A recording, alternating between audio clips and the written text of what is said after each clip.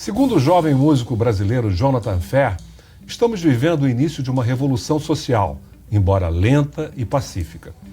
Quando pensamos no futuro de um país como o Brasil, que discrimina, prende e mata a população negra, estamos estimulando uma reflexão capaz de ajudar essa população e o próprio país a mudar a curva de seus destinos. Para o pesquisador Vitor Hugo Barreto, o tema do afrofuturismo possibilita a experimentação de uma percepção temporal distinta, uma visão deseurocentralizadora.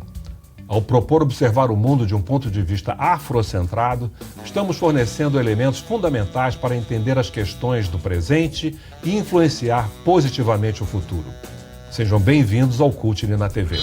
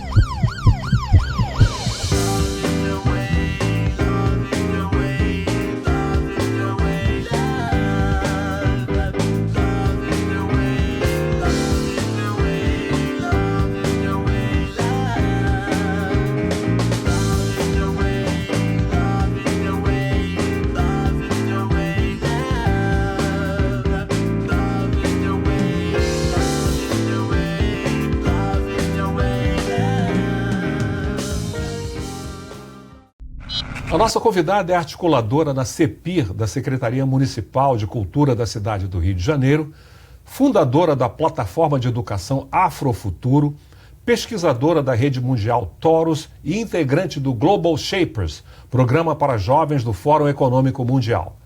Desenvolve pesquisas voltadas ao afrofuturismo, às mídias e à cultura afrodiaspórica.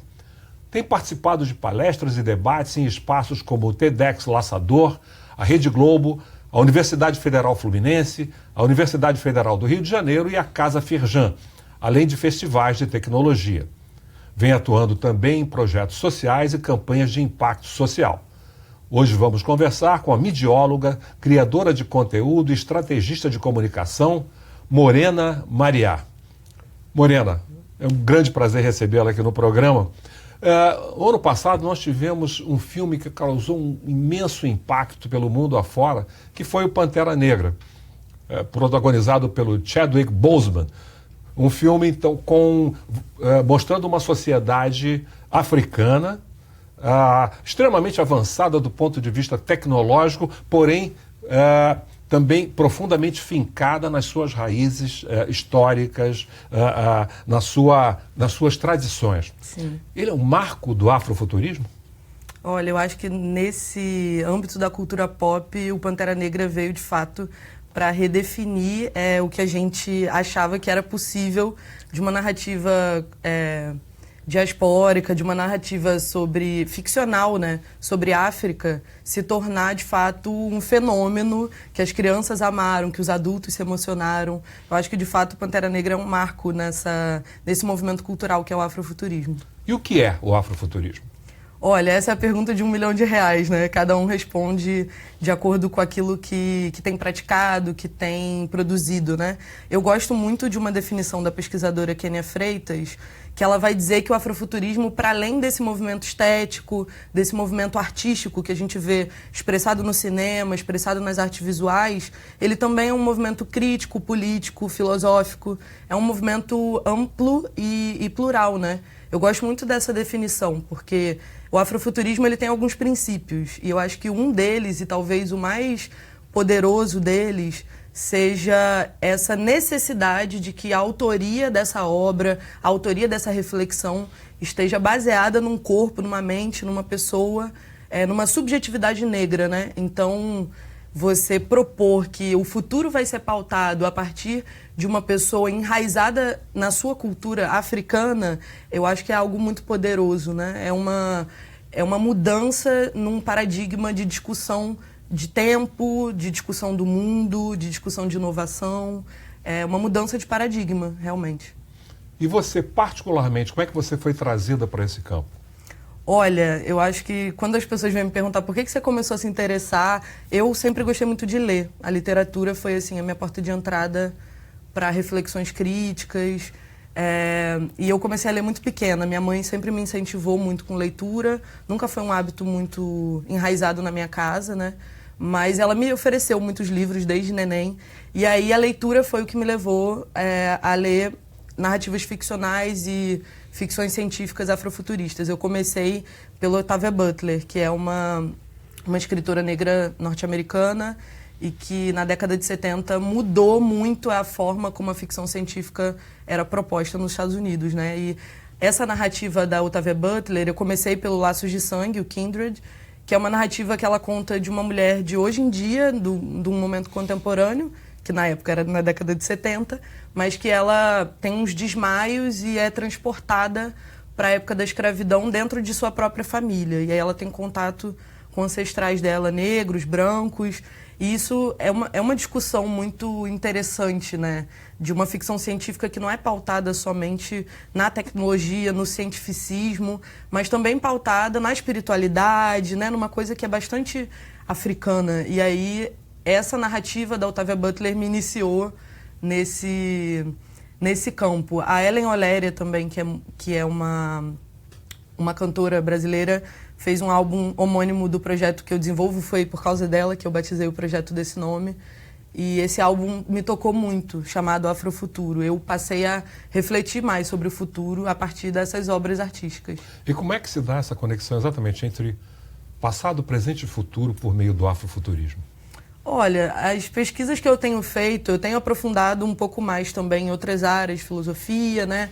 E tentando entender mais sobre a cosmovisão africana e afro-brasileira, me levam para uma pesquisa que vai me contar um pouco dessa nossa visão de o que é o tempo, né? Porque a nossa visão de tempo, passado, presente e futuro, é diferente da visão de tempo eurocêntrica do que é o passado, presente e o futuro.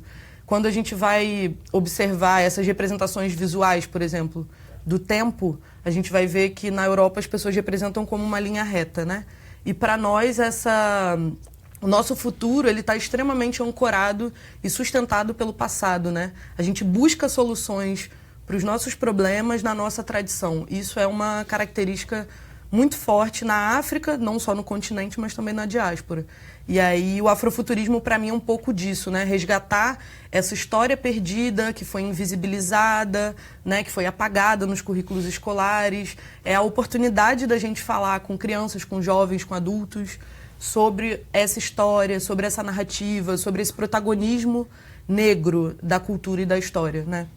Mas quando a gente fala de África e de cultura africana, existe também uma idealização. Sim. Nesse sentido, né? Porque a África, na verdade, é uma pluralidade. Sim. Eu acho que esse é também um princípio muito importante para nós e que é perigoso também a gente se definir a partir daquilo que a gente foi definido, né? Definidos como negros. Exatamente. Quem nos definiu como negros ou africanos foram os europeus. Exatamente. Para nós éramos Zulu, éramos Xhosa, éramos, enfim, os povos todos em suas matizes diversas. Para nós não éramos negros antes do processo colonial, né? Então, eu me preocupo muito também da gente entender que essa visão universificada, né? Ela é perigosa. Essa visão universal das coisas, ela é muito perigosa. A gente precisa sempre acolher as formas diversas e prismáticas de enxergar o futuro. Para mim, é esse princípio, e aí é um princípio filosófico mesmo, africano, da pluriversalidade, que o Mogobe Ramose vai trazer para discutir essa necessidade de se respeitar centros diversos de saber. Para mim, é um dos princípios mais importantes, porque senão a gente corre o risco de ser autoritário, né? De cair num estereótipo. É muito importante essa característica aí da pluralidade, eu acho. E dentro desse universo do afrofuturismo, quais foram aquelas figuras que mais te influenciaram? Olha, aqui no Brasil, eu tenho a honra de ser amiga de pessoas que estão produzindo artisticamente, que estão produzindo pensamento. E aí posso citar Jonathan Ferr, que você já trouxe, posso citar Irmãos Carvalho também no cinema, produzindo narrativas muito poderosas sobre futuro, sobre pensar as consequências, né, dessa política que a gente está vivendo no nosso futuro. A Helen Oléria, que eu já tinha falado, a Kênia Freitas, que é essa pesquisadora que vai falar dessa influência afrofuturista no audiovisual, Fábio Cabral, que produz narrativas na literatura também. Tem muita gente aqui no Brasil produzindo. Tem a Zaica dos Santos, em Minas. Tem muitos artistas, muitos pensadores importantes. Eu acho que internacionalmente, eu iria, assim, dá pra gente ficar aqui um dia inteiro, mas tem Jojo Abbott, tem Tasha Womack, tem uma galera, assim, produzindo. Tem o Cyrus Kabiru, que é um artista visual que produz uns óculos a partir de lixo, né, de descarte eletrônico. Tem muita gente produzindo muita coisa. E o que a gente percebe da sua fala, das personagens que você cita, existe uma grande presença feminina. Existe um grande protagonismo, eu diria, afrofeminino dentro desse processo. O que você acha disso? Matriarcado é um valor fundante, né, para a cultura africana. Matrilinearidade. Exatamente. Essa centralidade da figura da mulher, né, a importância da figura da mulher, e que na nossa sociedade ocidental, essa sociedade que a gente vive, na qual a gente foi socializado, para a gente esquecer essa importância, e a mulher negra nessa exposição a toda sorte de violência, né? Então, o afrofuturismo também me conforta nesse sentido, né? De retornar esses valores matriarcais, de pautar essa importância da voz da mulher como gestora de comunidade, da mulher como potência de criação de novos universos, sabe? Para mim é muito impactante, assim, ver essas narrativas dessas mulheres em vários campos de saber, porque me inspiram também, né? A querer ser grande, a ousar também. Enfim, acho que é um valor muito importante para a gente. Nós vamos voltar a esse tema depois do intervalo.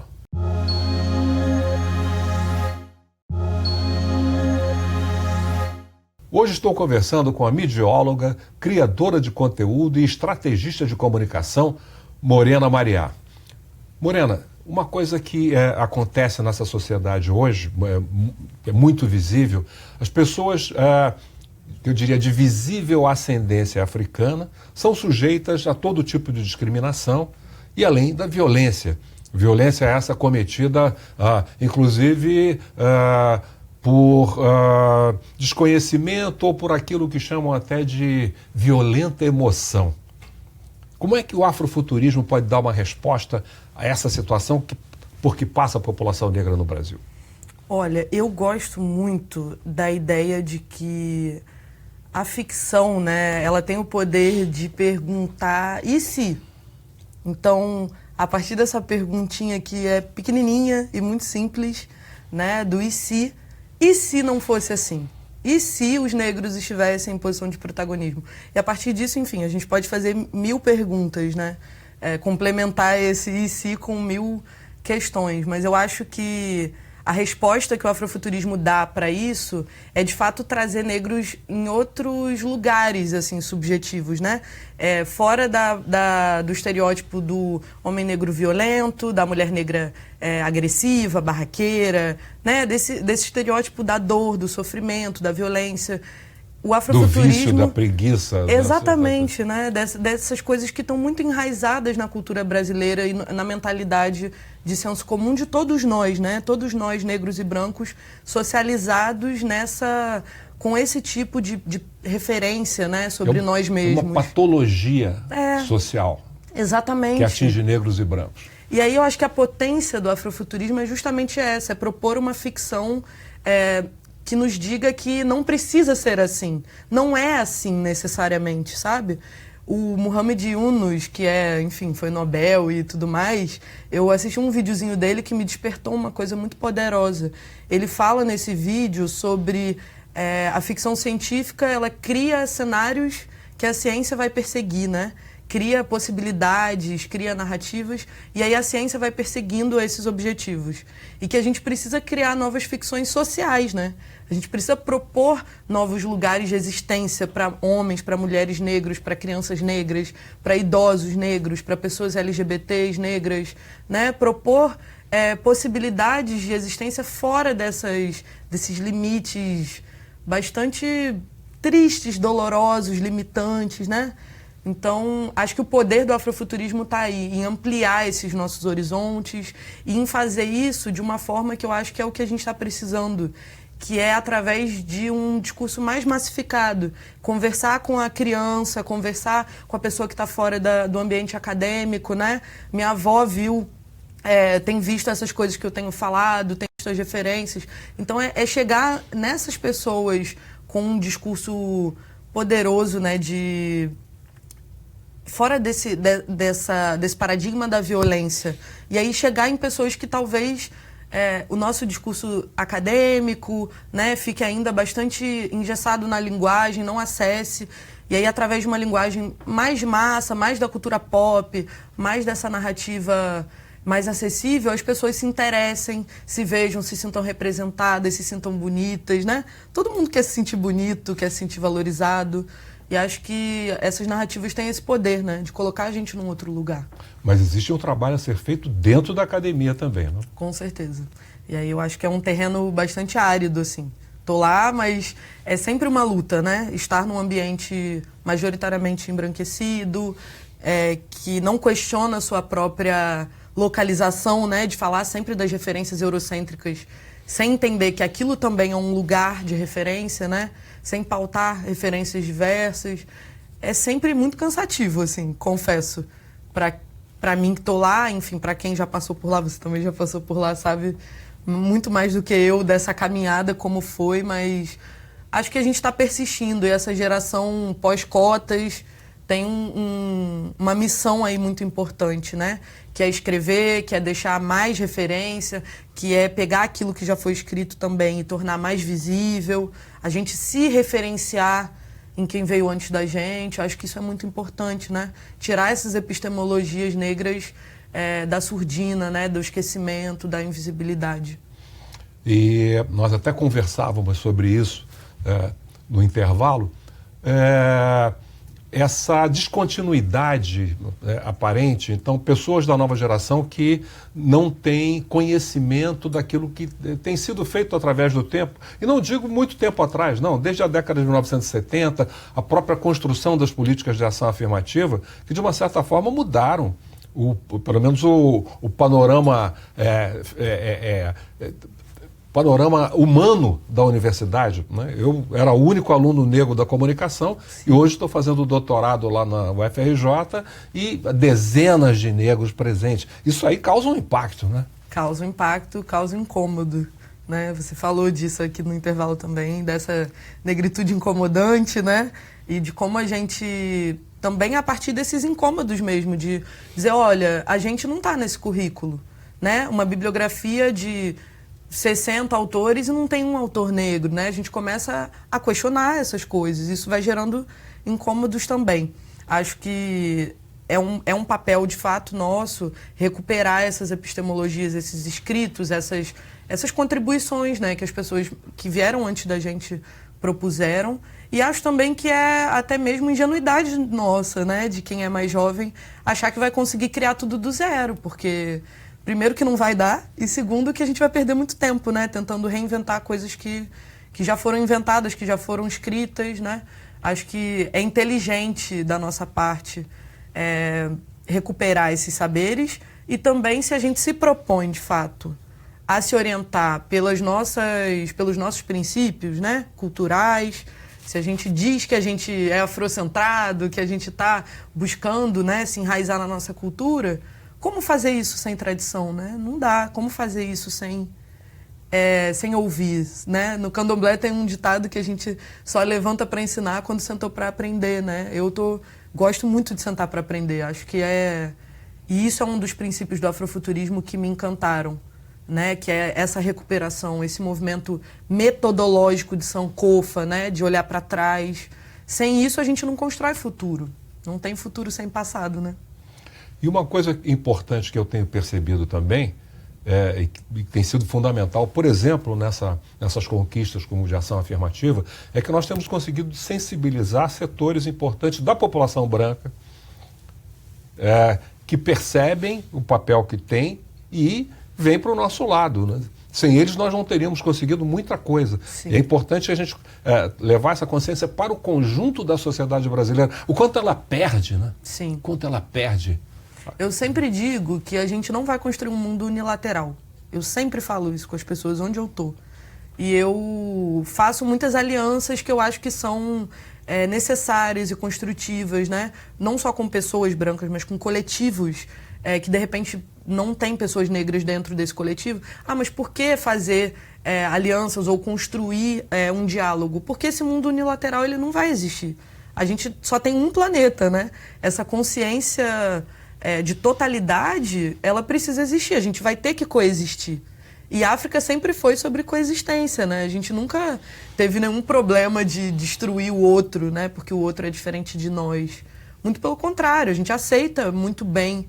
A gente tem isso na essência da nossa cultura, né? De acolher bem os outros, de lidar muito bem com essa diversidade. E aí eu acho que pautar um discurso radicalizado no sentido de querer separar o mundo, isso não vai acontecer na realidade material e prática da vida, né? E a gente precisa ser prático, a gente precisa construir as alianças que são necessárias, né? E também saber o momento onde a gente precisa falar entre nós, né? Porque eu acho que é importante também a gente ter esses momentos de, digamos, lavar a roupa suja e de discutir essas temáticas que são muitas vezes dolorosas entre nós e que precisam ser tratadas, de repente, em ambientes mais reservados. Mas eu acho que é necessário, né, construir ponte, construir diálogo, é vital para a gente ter um futuro, senão não vai rolar. Assim.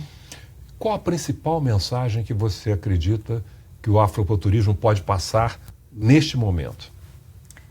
Nossa, que pergunta. É uma ótima pergunta. Eu acho que depois que eu comecei a fazer essas pesquisas, e na verdade veio muito de uma necessidade pessoal, né, de entender quem eu era, de onde eu vinha, desse vazio que ficava na minha subjetividade, né, de história, de entender de onde as pessoas que nem eu vieram. Foi muito disso que começaram os meus incômodos, né, para pesquisar, para ler essas narrativas. Eu acho que o afrofuturismo tem uma coisa muito poderosa num tempo como esse que a gente está vivendo, que é um tempo difícil, que é a esperança, né? Que é entender que o nosso apocalipse enquanto população negra, ele já aconteceu. Ele foi o fenômeno da escravidão, foi esse fenômeno do tráfico negreiro e o pior para nós, ele já passou, né? Agora, quando eu vejo as pessoas falando, nossa, tá muito difícil, eu falo, conversa com a sua avó, né? Já teve muito mais difícil. E aí eu acho que essa mensagem de que o pior já foi e agora a gente tem a oportunidade de construir a partir de novas oportunidades, a gente tem acesso a coisas que a gente não tinha. Esse é um discurso poderoso para mim, né? Colocar a cultura negra em posição de centralidade nas nossas vidas individuais e no cerne da nossa comunidade, né? Eu acho muito importante e me traz uma uma sensação de esperança muito grande, né? De ver as crianças se identificando, se sentindo bonitas, se sentindo inteligentes, né? É uma outra socialização. É muito diferente da experiência que eu tive, da experiência que provavelmente talvez você tenha tido. Então, eu acho que o afrofuturismo, para mim, é um pouco sobre esperança mesmo. Nós vivemos um momento extremamente complicado e ambíguo. Ao mesmo tempo em que, do ponto de vista político, a gente assiste a um retrocesso bastante preocupante, nós temos visto avanços enormes, por exemplo, da presença negra na mídia. Todo dia que eu abro o jornal, eu leio alguma coisa a respeito da questão racial, alguma entrevista, um artigo assinado. Os cadernos de moda e as revistas de moda são verdadeira revolução. Modelos, não apenas modelos negros, modelos muito pretos, que não costumavam aparecer, que eu não vejo nem nas revistas negras americanas, nas capas de revistas como Marie Claire, como Vogue, como Glamour. Isso é bastante interessante, não é? Acho muito interessante e acho também que tem uma compreensão geral acontecendo, né? Tá todo mundo sentindo essa mudança, né, de paradigma, essa necessidade também das pessoas se sentirem não só representadas, né, mas também de se sentirem parte da sociedade como um todo, né? E aí eu acho que a grande contribuição que a gente tem para dar é, de fato, sentar nessa mesa da globalização, essa mesa das discussões globais do que é o mundo, do que é a sociedade hoje, com a nossa contribuição cultural, né? Muito bem enraizados, muito bem dominando muito bem os nossos fenômenos, a nossa forma de ver as coisas, os nossos sentidos de mundo, né? Acho que é um pouco por aí. E aí acho que tem havido um interesse, um despertar de interesse, de entender que as nossas contribuições são sim muito valiosas, a gente tem sim muito o que falar, né? E que essa nossa presença é muito importante. Acho que aqui no Brasil não vai ter futuro sem a negritude, sim. A gente é a maioria, né? Então, acho que está todo mundo entendendo isso. Morena, muito obrigado pela sua participação. Obrigada a você. É um prazer ver que jovens como você estão tão conscientes da situação que a gente vive e das possibilidades de enfrentá-la e avançar. Obrigada. Eu conversei com a midióloga, criadora de conteúdo e estrategista de comunicação Morena Mariá. E para rever essa entrevista e todas as outras, é só acessar www.alerj.rj.gov.br ou www.cultne.com.br. Obrigado pela audiência e até o próximo programa, quando estaremos juntos mais uma vez. Cultne é nobreza e resistência a serviço da sociedade.